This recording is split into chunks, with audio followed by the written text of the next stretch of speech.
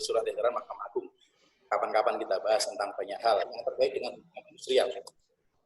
Nah, dampaknya jelas secara global kalau diperhatikan, ini studi dari ILO ya, bahwa ada 80% dari tenaga kerja secara keseluruhan secara global yang jumlahnya 3,3 M itu yang terdampak itu 2,6 miliar, itu luar biasa sekali. Kemudian dari sekian itu ada 1,2 miliar pekerja yang di sektor paling terdampak berisiko pemutusan dalam hubungan kerja maupun pengurangan upah serta pada jam kerja. Jam kerja berkurang, ada datanya di sana ya, jadi sekitar 6,7% itu waktu berkurang. Di Indonesia sendiri ada dampak antara pekerja formal dan pekerja informal. Kalau formal yang terdampak itu ada 375, ada data di sana ya. Yang dirumahkan juga ada itu. Kemudian dari beberapa perusahaan ada di sini, ada 40, lebih kurang 41.000 yang dirumahkan. Kemudian pekerja informal tidak banyaknya ya, ada 314. Kemudian dalam proses validasi ada 1,2 total sekitar lebih kurang tujuan begitu. Juta. Itu bukan data dikeluarkan oleh Menteri Tenaga Kerja Ibu Ida Fauzia. Ini adalah beberapa permasalahan ya, tidak masalah tapi permasalahan tenaga kerja. Nanti kita akan bahas mulai dari ketentuan tentang PHK, hak pekerja juga apa, kemudian merumahkan bagaimana, kemudian penundaan pembayaran THR bagaimana, terus force majeure itu juga seperti apa, PHK-nya bagaimana. Kita mulai di PHK-nya ya. Untuk PHK itu mengacu pada, sudah jelas di sana, bahwa PHK sebagaimana Undang-Undang 13 pasal 151 ayat 1, itu adalah upaya yang terakhir. Jadi, stakeholder di dalam proses hubungan industrial atau tripartit kalau bahasa kita, ada pengusaha, pekerja, SP, pemerintah itu jangan sampai pemutusan hubungan kerja. Ini kita sisi filosofisnya ada di sini nih. Jangan sampai kalau PHK itu sebagai yang terakhir. Nah, di luar dari PHK menyampaikan di edaran Menaker tahun 2004 ya, ada proses-proses yang dapat dilakukan oleh perusahaan sebelum melakukan upaya PHK. Mulai dari mengurangi upah dan fasilitas pekerja di tingkat atas ya, manajer, director itu bisa berkurang, atau bahkan ada juga yang sampai menyampaikan misalnya di Jawa Tengah itu untuk level-level ada pengurangan, ada juga yang nggak usah dibayar gitu ya. Kalau selevel gubernur nggak dibayar nggak masalah ya. Kalau pejabat juga nggak masalah, tunjangan kinerja lebih banyak daripada gaji. Nah, tapi kurangilah itu terlebih dahulu, tingkat-tingkat level yang strategik itu.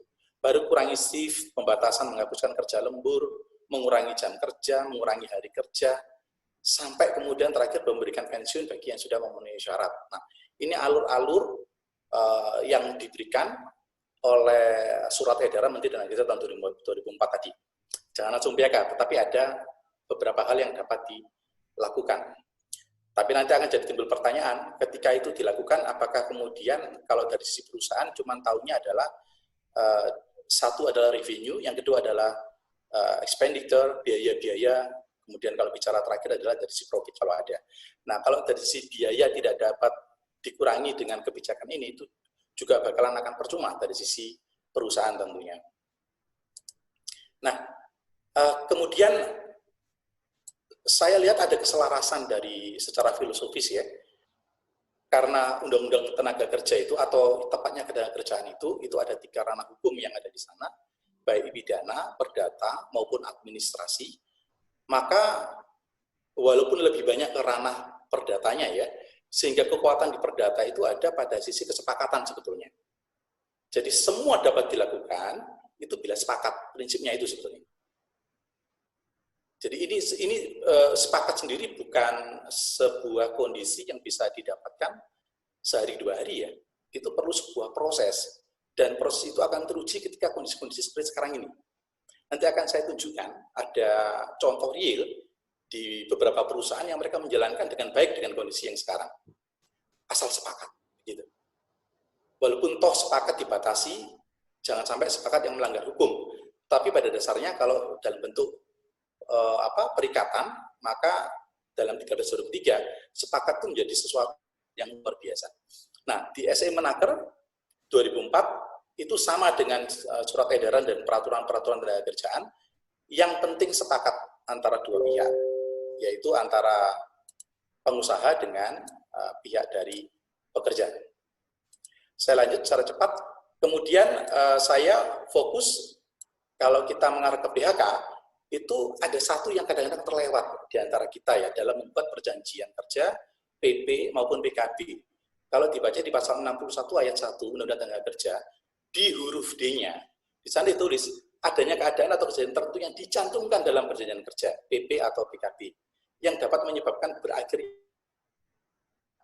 Jadi, ini yang seringkali kita kelewatan di dalam mencantumkan di PK, PP, atau PKB. Sementara dalam penjelasan adalah merupakan bagian dari peraturan ya. Kalau merujuk kepada Undang-Undang 12 tahun 2011, keadaan atau kejadian tertentu seperti, nah kalau kita bicara menggunakan istilah seperti, itu artinya ada hal-hal yang lain yang tidak ditulis di sana. Ini hanya contoh saja. Contohnya bencana alam, kerusuhan sosial, atau gangguan keamanan. Nah, ini yang seringkali pasal ini tidak didetailkan oleh kita sebagai praktisi, sehingga saat kejadian seperti sekarang ini sebetulnya pembelajaran. Jadi hal-hal yang kaitannya dengan baik itu bencana karena memang datang dari alam maupun non alam, kita pikirkan, kita rancang untuk masuk di dalam perjanjian kerja kita sebagai satu syarat dari pengakhiran. Ini penting sekali. Jadi kalau berakhir itu mindset kita saat ini adalah hanya tutup. Nah, sekarang sebetulnya tidak perlu gitu loh. Kalau kondisi tertentu ini kita bisa tuliskan, maka perjanjian kerja itu bisa berakhir. Sekali lagi ya, asal sepakat bisa atau dapat dijalankan. Nah, ini salah satu saya lihat pasal yang sering lepas dari perhatian kita para praktisi. Kemudian kalau PHK sudah lewat, sudah selesai, satu lagi nanti pendalaman kita bersama-sama diskusi di sesi tanya jawab ya. Kita masuk ke dalam satu kondisi yang saat ini dihadapi, yaitu merumahkan karyawan. Bukan dalam rangka pemutusan hubungan kerja. Jadi ada tanda kutip ya, bukan dalam ranah atau rangka ke arah PHK.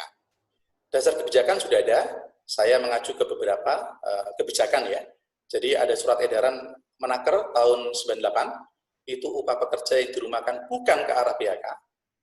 Yang kedua, yang terbaru ini, SE Menaker nomor 3 2020 tentang perlindungan pekerja, buruh, dan kelangsungan usaha dalam rangka pencegahan dan penanggulangan COVID 2019. Untuk merumahkan, beberapa hal yang patut dipahami adalah, satu, ini kalau mengacu kepada SE tahun 98 ya. Jadi pengusaha tetap membayar upah secara penuh, baik upah pokok maupun tunjangan tetap. Nah, ini sesuatu yang berat ya.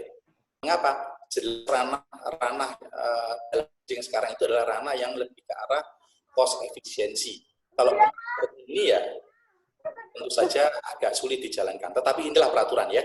Kemudian kecuali, nah, ada tanda kutip yang lain, telah diatur lain dalam PP, PKB ataupun di dalam PK-nya. Bahasa dulu masih KKB ya. Jadi inilah powerful-nya satu filosofi di dalam hukum perdata, yaitu Pacta Sunt Servanda.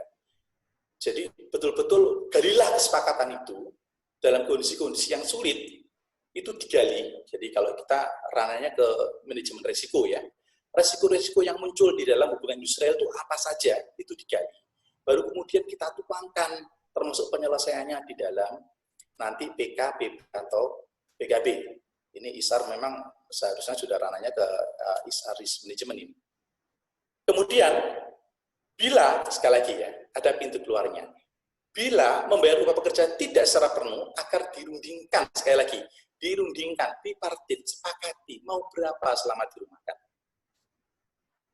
Nah, itu kalau mengacu kepada SE secara umum. Sehingga secara proses, kalau boleh saya simpulkan, maka sepakat PPAB, PPPK, bipartit sepakat masukkan dalam PP, PKB atau PK, sekali lagi ya, masukkan di dalam PK, PP atau PKB, kemudian eksekusi kebijakan. Ini masih belum melibatkan di Dinas Tenaga Kerja ataupun di sisi pemerintah ya. Jadi masih internal. Sepakat bipartit masukkan dalam PKB, BPKB, baru eksekusi kebijakannya. Nah, bagaimana bila tidak sepakat? Maka diatur dalam SI tersebut, junto dalam Undang-Undang 2 tahun 2004 ya, perselisihan bila tidak sepakat. Mediasi. Perselisihan mau tidak mau prosedur 2004 dimediasi, masuk dalam Dinas Tenaga Kerja. Baru kemudian masuk ke dalam PHI. Diperselisihkan di dalam PHI. Lalu bagaimana bila sepakat? Ini kondisi real, ya ada beberapa pengusaha yang curhat ke saya ya. Salah satunya ada salah satu owner hotel di Bali, karena dia guestnya khusus dari Eropa, maka kondisinya sekarang dia rumahkan seluruh karyawan dia. Buka usaha yang lain ya, ada homestay, klinik kesehatan dan lain-lain. Dan lancar, saya lihat lancar. Saya tahu karena dia betul-betul menggali kesepakatan itu memungkinkan untuk dia jalankan. Lalu satu lagi ada perusahaan nasional yang terkenal ya, kalau di Indonesia dari sisi sektor atau produknya dia nomor 1 ya. Tanpa diketahui, saya baru tahu ketika saya jadi konsultan di perusahaannya dia. Ternyata upah ribuan karyawan dia di bawah upah minimum sebetulnya. Jadi yang seharusnya aja dia dapat, karyawan dapat itu di bawah upah minimum, karyawan tidak masalah, serikat buruh kerja tidak masalah, apalagi hanya sekarang kondisi diberikan kurang dari itu rasanya sampai sekarang ya, itu aman-aman saja di sana. Sekali lagi, bukan 1-2 hari itu dibuat untuk kesepahaman tadi. Nah, ini adalah contoh-contoh real yang ada dan berjalan ya, yang saya ketahui. Kemudian bagaimana dengan khusus pandemi untuk perumahan?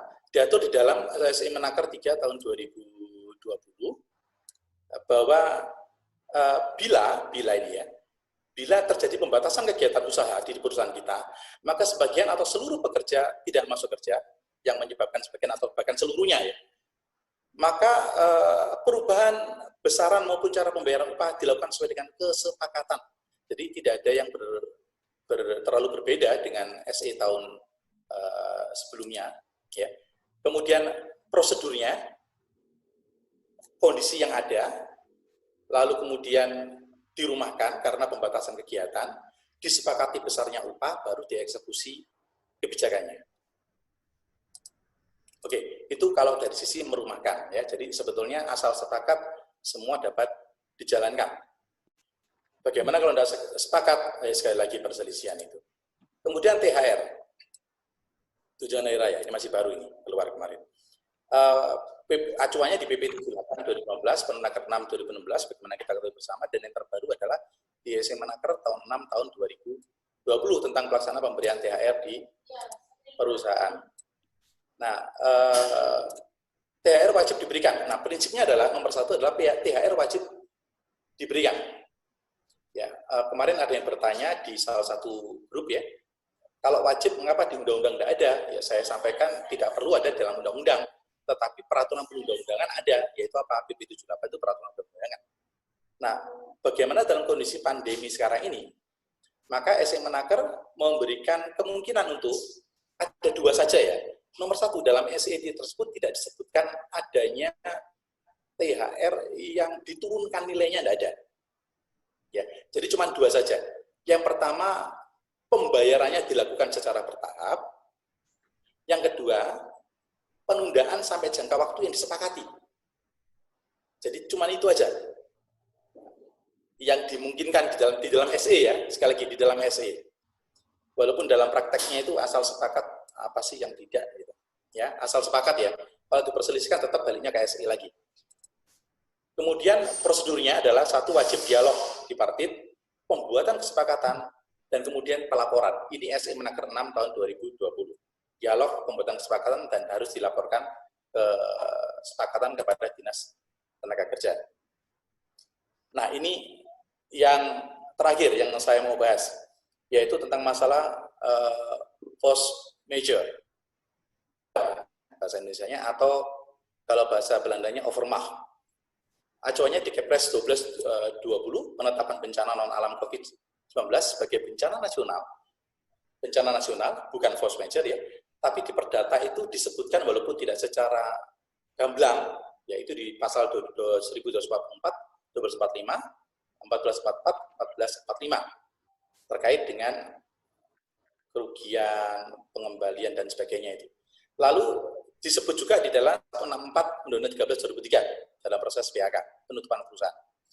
Kemudian Undang-Undang Nomor 24 2000 tentang penanggulangan bencana. Lalu berbagai putusan MA juga disebut yang berkekuatan hukum tetap, VHT ya, berkekuatan hukum tetap, inkrah van Gewese, menurut Bang Barung itu. Jadi force majeure kalau kita mengacu di Undang-Undang 13, di sana disebutkan di beberapa pasal ya. Saya ambil di pasal yang terkait tentang masalah pengusaha dapat PHK, mem-PHK karena perusahaan tutup. Yang dibuktikan atau disebabkan karena merugi. Buktinya 2 tahun atau keadaan memaksa. Jadi ini sebetulnya dalam rangka perusahaan tutup ya. Jangan lupa, ini dalam rangka perusahaan mau ditutup. Ada 2 cara ya perusahaan tutup kalau mau ingin bayar pesangon 1 kali ketentuan. Apa itu? 1, perusahaan itu karena merugi, dibuktikan dengan beberapa dokumen-dokumen administratif yang mendukung secara akuntansi. 2, karena force majeure. Tapi force majeure seperti apa? Nah, tidak disebutkan di sana. Ya, jadi 2 itu. Tapi ini ingat, ini hanya untuk perusahaan yang tutup, bukan dalam ranah untuk pelaksanaan perjanjian. Kedua, nah ada pertanyaan, apakah kondisi yang sekarang adanya wabah itu dapat dijadikan sebagai dasar untuk force majeure? Sekali lagi ya, apa dapat dijadikan kondisi yang sekarang? Kalau perusahaan Anda mau tutup itu bisa dimungkinkan, dimungkinkan. Nanti di akhir akan saya sebutkan, itu masih sifatnya kasuistis. Jadi kalau perusahaannya mau tutup loh ya, dapat sebagai satu alasan force majeure, bila kondisinya memungkinkan syarat-syarat force majeure. Saya lanjut ya. Ini ada beberapa pakar ya yang menyebutkan apa itu overmach atau force majeure atau KR. Dalam ranah memang perdata ya. Jadi debitur menunjukkan bahwa tidak terlaksananya apa yang dijanjikan. Jadi tidak terlaksana apa yang dijanjikan disebabkan oleh hal yang sama sekali tidak dapat diduga. Jadi betul-betul 2 pihak itu atau para pihak tidak dapat menduga itu akan terjadi dan menyebabkan tidak terlaksananya prestasi. Di mana yang memberikan prestasi dalam hal ini debiturnya ya, itu tidak dapat berbuat apa-apa walaupun dia sudah berupaya yang terbaik. Kemudian Volmar dia mengatakan overmach adalah keadaan di mana debitur sama sekali ada 2 kondisi nih ya. Ada 2 kondisi. Yang pertama adalah absolute overmach. Jadi betul-betul tidak mungkin memenuhi perhutangan itu. Tidak mungkin menjalankan prestasinya. Ya, impossibility. Tidak mungkin lagi. Yang kedua adalah relative overmach. Jadi masih mungkin tapi butuh pengorbanan yang besar. Jadi masih memungkinkan tetapi contohnya misalnya ditunda itu adalah relatif overmach kalau menurut di Volmar. Nah, lalu ada satu hukum perdata Indonesia yang ditulis oleh Abdul Qadir Muhammad. Di sana dia menyebutkan ada 3 kondisi ya, yang sebagai syarat untuk absolute overmach dan relatif overmach. Yaitu yang pertama, tidak dipenuhi prestasi ya, karena terjadi peristiwa yang membinasakan atau memusnahkan objek perikatan atau perjanjian. 2, jadi perjanjian hilang gitu, objeknya. Tidak dipenuhi prestasi karena terjadi peristiwa yang menghalangi perbuatan debitur untuk berprestasi. Jadi tidak dapat dijalankan. Kemudian karena satu kondisi yang mereka 2 pihak itu tidak dapat diketahui. Kemudian peristiwa itu tidak dapat diketahui atau diduga akan terjadi pada waktu pembuatan perjanjian. Jadi kalau sekarang Bapak Ibu membuat perjanjian dan kemudian Anda beralasan ada force majeure, tidak mungkin. Kenapa? Karena sudah tahu kondisinya. Nah, 1 dan 3, jadi 1 dan 3 itulah absolute overmach. Possibility. Kalau difficulties itu adalah di 2 dan 3, force majeure yang relatif, ya relatif overmach. Jadi masih bisa dijalankan tapi sulit, tapi masih bisa dijalankan. Nah, saya ambil di putusan Mahkamah Agung nomor 409 tahun 83 ya, pengertian dari force majeure, keadaan memaksa diakibatkan oleh suatu malapetaka yang secara patut tidak dapat dicegah oleh pihak yang berprestasi. Jadi satu kondisi yang tidak dapat diperkirakan akan terjadi pada waktu pembuatan perjanjian menyebabkan terhalangnya melaksanakan prestasi, kemudian baru akan muncul bahwa apakah itu bisa menjadi absolut, bisa menjadi sebuah relatif. Tidak mungkin dijalankan itu absolut, masih bisa dijalankan dengan hal yang sulit, itu namanya relatif. Nah, sekali lagi secara kesimpulan, bahwa dalam pandangan hukum modern, overmach atau force majeure tidak saja bersifat mutlak atau terkait sama alam, atau act of God, di mana pihak yang memenuhi kewajiban tidak mampu memenuhi prestasi itu. Tetapi pengertiannya benar berkembang menjadi lagi bersifat mutlak, itu juga overmach. Tetapi sifatnya relatif. Atau ada yang menggunakan istilah act of human. Jadi memang dilakukan oleh kondisi yang memang bukan dari alam, tetapi bahasanya adalah non alam. Nah, untuk menentukan mutlak atau tidak, apakah betul-betul tidak dapat dijalankan atau karena dapat dijalankan tetapi membutuhkan satu effort yang besar, membutuhkan satu pengorbanan yang besar, itu harus dipelajari secara kasuistis.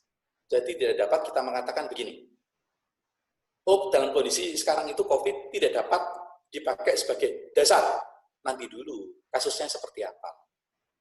Kalau itu membuat contoh ya, seorang yang mempunyai prestasi atau pelaksanaan sebuah kewajiban yang itu mengarah kepada satu hal yang tidak dapat diwakilkan. Ya, contoh misalnya ini, contoh seorang penyanyi, gitu ya, ini sering dipakai sebagai contoh. Ketika dia harus melakukan kewajibannya, dia harus menyanyi, kewajibannya secara pribadi, karena dia sakit, maka tidak dapat dimungkinkan itu. Itu namanya overmach, walaupun bukan karena alam, ya kan? Tetapi kalau misalnya kemudian dia menyanyi dan kemudian bisa direschedule-kan, maka itu menjadi sebuah relatif. Ya. Jadi itu pun yang terjadi di dunia kerja. Lihat secara kasuistisnya. Jadi dalam semua putusan Mahkamah Agung yang berkekuatan hukum tetap, itu selalu dipertimbangkan kasusnya. Bahkan yang act of God sendiri, karena bencana alam, belum tentu itu masuk di dalam overmach. Jadi betul-betul kita akan uji kasus per kasus. Cukup panjang, tetapi lebih kurang itu yang bisa saya sampaikan. Jadi mulai dari PHK, kemudian merumahkan, sampai kemudian ada keterkaitan dengan overmach yang tadi saya sebutkan di pasal tentang masalah perjanjian, berakhirnya perjanjian ya. Itu yang sering, sekali lagi ya, itu yang terkait dengan overmach yang sering lepas dari rekan-rekan untuk dimasukkan, salah satu klausul yang dimasukkan di dalam PK, PP, dan PKB. Begitu yang bisa saya sampaikan. Saya kembalikan kepada Pak Yusuf untuk memandu. Baik, selamat.